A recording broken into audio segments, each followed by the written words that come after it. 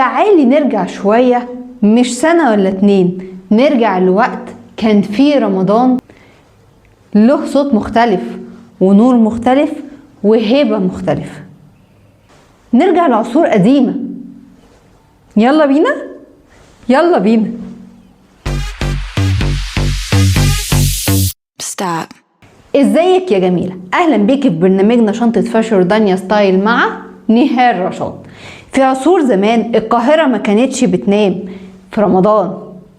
الشوارع كانت ضيقة بس منورة بفوانيس تقيلة، بس مش للزينة، للهيبة.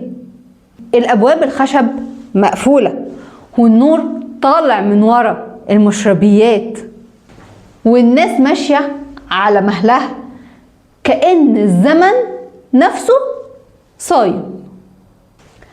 قبل أذان المغرب المدينة كلها تسكت، وفجأة مدفع رمضان يضرب الصوت التقيل يهز الحجر مش بس الودان، والناس تفطر على مهلها مش بعجلة خالص لكن بوقار. رمضان وقتها ما كانش شهر استعراض، كان شهر نظام وهيبة. ستات العصور القديمة ما كانوش بيحبوا الظهور العالي، لبسهم كان واسع تقيل متطرز بهدوء.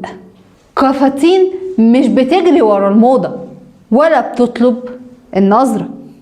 كفتان يدخل المكان قبل صاحبته. بعد الصلاة القاهرة كانت بتبقى أهدى، بس مش أطفى لكن أعمق. الناس تسمع قرآن أو حكايات عن العدل والقوة والصبر.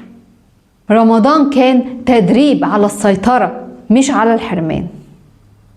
أما رمضان في عصر المماليك علم الناس إن القوة مش صوت عالي، والهيبة مش استعراض، واللبس التقيل زي الروح التقيلة ما يحبش الزحمة. يمكن الزمن اتغير بس الإحساس لأ.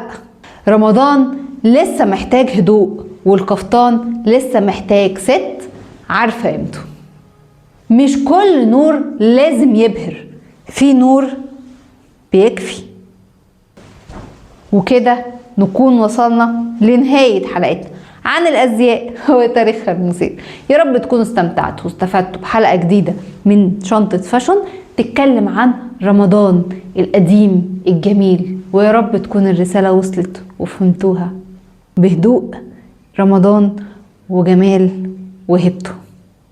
ما تنسوش تزوروا موقعنا www.rodaniastyle.com، وكمان زوروا رودانيا ستايل على الفيسبوك وعلى الانستجرام @rodaniastyle.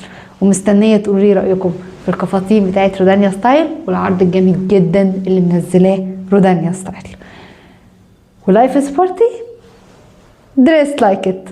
باي. Stop.